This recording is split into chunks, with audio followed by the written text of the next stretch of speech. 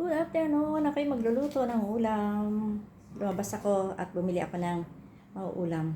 Bumili na rin ako ng kung ano-ano. At ine-expect ko, sabi ko 200 lang yung bibilhin ko. Pero lumagpas ako. Lumagpas yung bibilhin ko kasi eto ang nabili ko.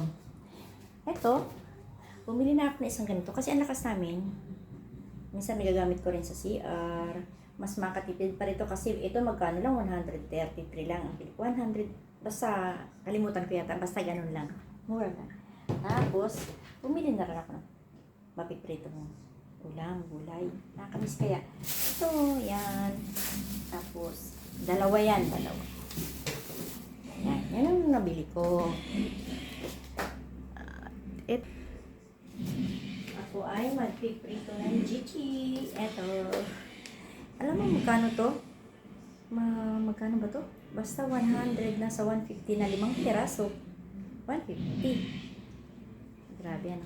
Pero okay lang. Basta makakain ng maayos. Hala, hindi ko makita yung aking pipindutin. Sindihan na natin ang ating kalan. Dati hindi ako marunong mo. Tatakot ako pag sindi nito. Pero ngayon okay na. Marunong na ako. Naluto ka, marunong ka ba dyan? Nakakatakot dyan. Ganito lang yan, mabilis lang yan.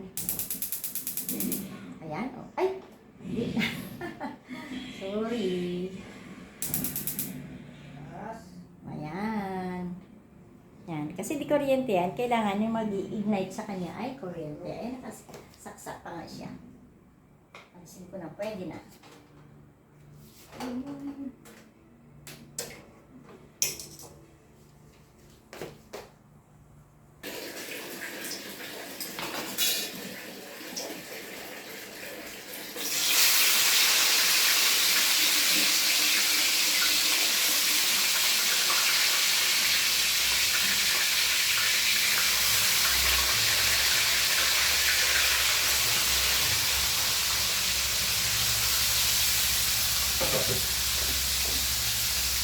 At ito na guys, matapos ang aming sagupaan, talagang namimitik ang sakit.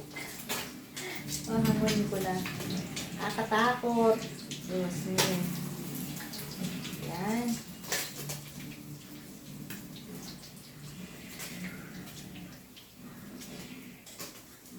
Tapos din kami. At ako may piprito ulit. Talong naman. Aming ulam na gulay. Ito naman ang aking piprito. Napakaganda ng aking nabili. Alam nyo ba? Perfect. Walang alaga. Kahit isa. Hindi ko na pinutol-putol. Ganyan lang siya.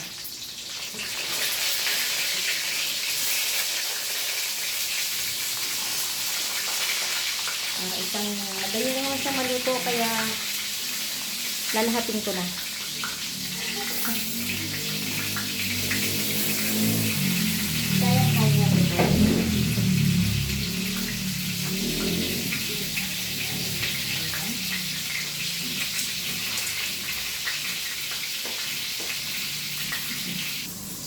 Luto na ang ating pritong eggplant. Kaya papatayin natin ang apoy. Ayan.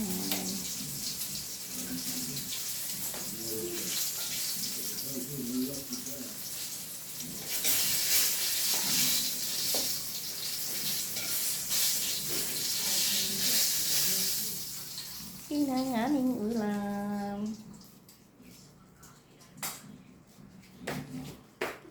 Sarap ng ulam namin. Simpleng-simple lang ang ulam yan.